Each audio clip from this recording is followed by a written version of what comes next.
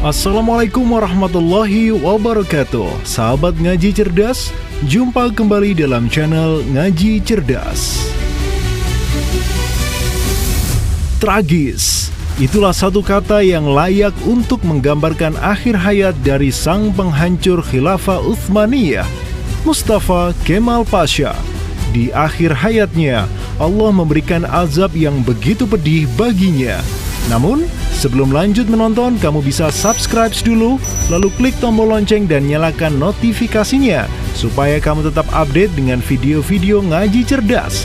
Jangan sampai kamu termasuk satu di antara jutaan orang yang tidak menyadari bahwa subscribe di channel ini ternyata gratis. Kita mulai ngaji sejarah, biar tambah cerdas.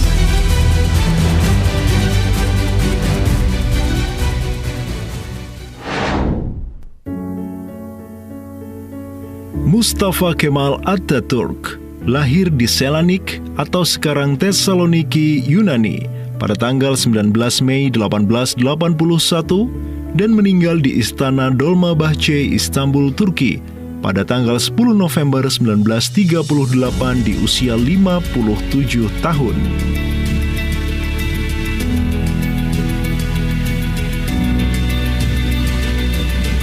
Oleh Barat, dia dikenal sebagai bapak modernisasi Turki.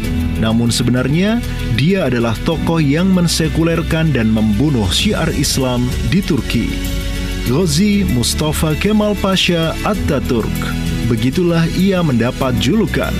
Al-Ghazi artinya orang yang memerangi, sementara Atatürk berarti bapak orang Turki. Mustafa Kemal adalah orang yang paling bertanggung jawab dalam meruntuhkan Khilafah Utsmani pada tahun 1924.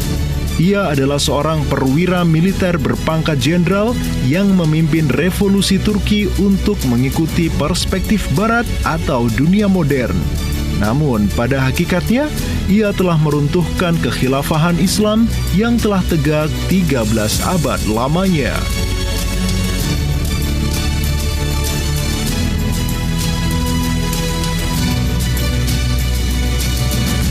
Dalam dua buah buku yang ditulis oleh seorang ulama dari Pakistan, Dr. Abdullah Azam, yakni Al-Manaratul Mafqudah dan Hidmul Khilafah wa Bina'uha, disebutkan bahwa Mustafa Kemal Pasha memanglah seorang Yahudi dari kota Tesalonika, yakni Yahudi Dumamah. Mustafa merupakan seorang agen atau kaki tangan Yahudi internasional yang disusupkan ke dalam militer Turki sehingga dia menjadi seorang jenderal untuk menghancurkan kekhilafahan Islam Utsmani yang menolak menyerahkan Al-Quds kepada Zionis Yahudi yang pada saat itu diwakili oleh Theodore Herzl.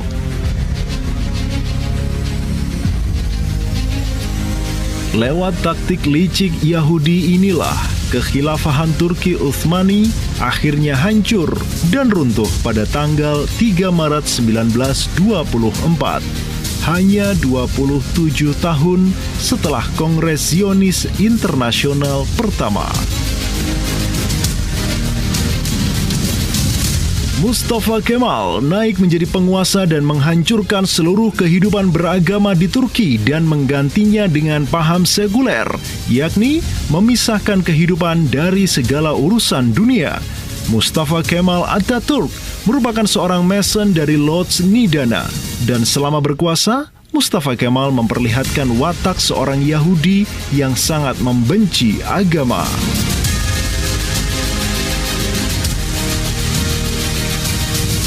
Mustafa Kemal Pasha dikenal juga sebagai pendiri dan presiden pertama Republik Turki.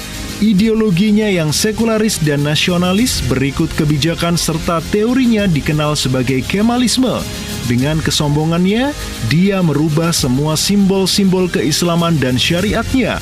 Bahkan, dia mengaku sebagai Tuhan.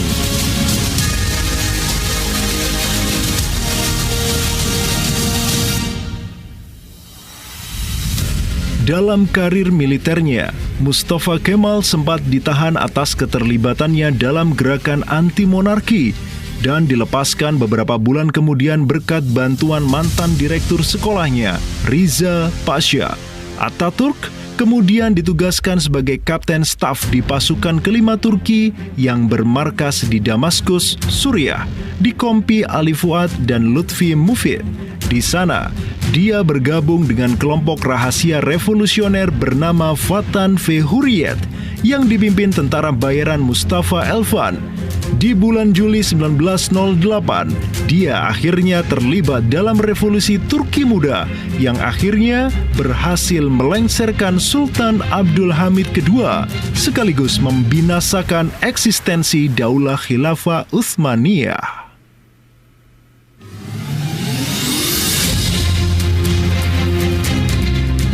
Tidak cukup sampai di situ, ia bersama gerakan Turki mudanya juga terus berupaya untuk melunturkan nilai-nilai Islam dari Turki. Mustafa Kemal mengubah ucapan Assalamualaikum menjadi Marhaban Bikum atau Selamat Datang, melarang menggunakan busana Islam dan sebaliknya mewajibkan memakai pakaian ala Barat. Dalam tempo beberapa tahun saja, ia berhasil menghapuskan perayaan Hari Raya Idul Fitri dan Hari Raya Idul Adha, serta melarang kaum muslimin menunaikan ibadah haji, melarang poligami, dan melegalkan perkawinan wanita muslim dengan non-muslim. Dia membatalkan libur pada hari Jumat dan menggantinya pada hari Ahad, melarang azan dalam bahasa Arab, dan menggantinya dengan bahasa Turki.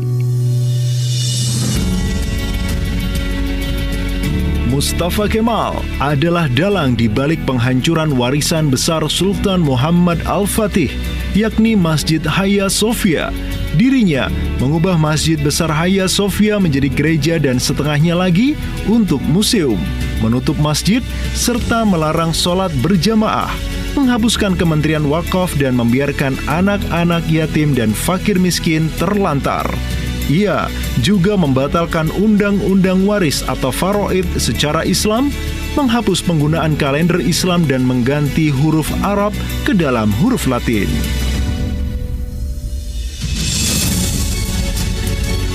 Setelah kalender Islam atau kalender Hijriah dihapuskan, ia memperkenalkan kalender Gregorian dan mendesak warganya supaya mengenakan busana layaknya orang Barat. Di bidang sosial, ia memperkenalkan undang-undang tentang persamaan gender dan menghapus hukum kewajiban hijab bagi perempuan.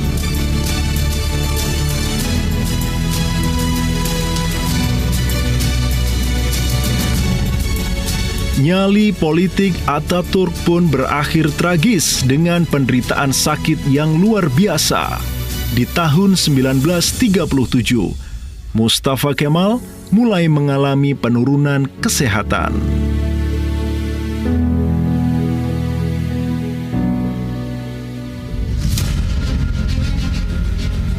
Pada awal 1938, saat berada dalam perjalanan ke Yalova, dia menderita penyakit serius. Dia kembali ke Istanbul untuk menjalani perawatan di mana dokter menjelaskan bahwa salah satunya ia menderita sirosis di livernya. Mustafa Kemal meninggal di usia 57 tahun pada tanggal 10 November 1938 di Istana Dolmabahce. Sebelum kematiannya, Allah mendatangkan kepadanya beberapa gejala akibat penyakitnya yang membuatnya tersiksa dan tak dapat menanggung azab yang Allah berikan di dunia. Di antaranya, ia merasakan gatal di sekujur tubuhnya. Ia juga menderita penyakit jantung dan darah tinggi. Kemudian rasa panas sepanjang hari, tidak pernah merasa sejuk hingga pompa air dan es kristal dikerahkan untuk menyirami tubuhnya selama 24 jam. Selama sakitnya, Mustafa Kemal berteriak-teriak sedemikian keras sehingga teriakannya menerobos sampai ke teras Istana Dolmabahce. Tubuhnya tinggal tulang berbalut kulit. Beratnya hanya 48 kg saja. Giginya banyak yang tanggal hingga mulutnya hampir bertemu dengan kedua alis matanya. Badannya menderita demam yang sangat tinggi sehingga ia tidak dapat tidur. Tubuhnya juga mengeluarkan bau bagaikan bau bangkai. Walau demikian, Mustafa Kemal Pasha masih saja berwasiat jika dia meninggal maka jenazahnya tidak perlu disolati. Hingga akhirnya dia meninggal dalam kondisi yang sangat tragis. Bumi pun tidak mau menerima jasadnya. Sampai akhirnya mayat Mustafa Kemal dibawa ke satu bukit dan disimpan di dalam celah-celah sarkofagus marmer seberat 42 ton. Lebih menyedihkan lagi, para ulama yang sezaman dengan Ataturk mengatakan bahwa jangankan bumi Turki, seluruh bumi Allah ini tidak akan menerimanya. Na'udzubillahi min dzalik.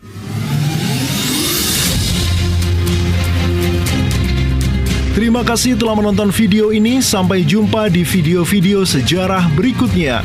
Like video ini jika kamu suka dan share kepada sahabat serta keluarga kamu agar manfaatnya bisa didapat lebih banyak orang lagi. Tinggalkan komen tentang konten yang kamu suka dan beri kami masukan agar bisa lebih baik lagi di hari-hari yang akan datang. Wa'afu minkum. Wassalamualaikum warahmatullahi wabarakatuh.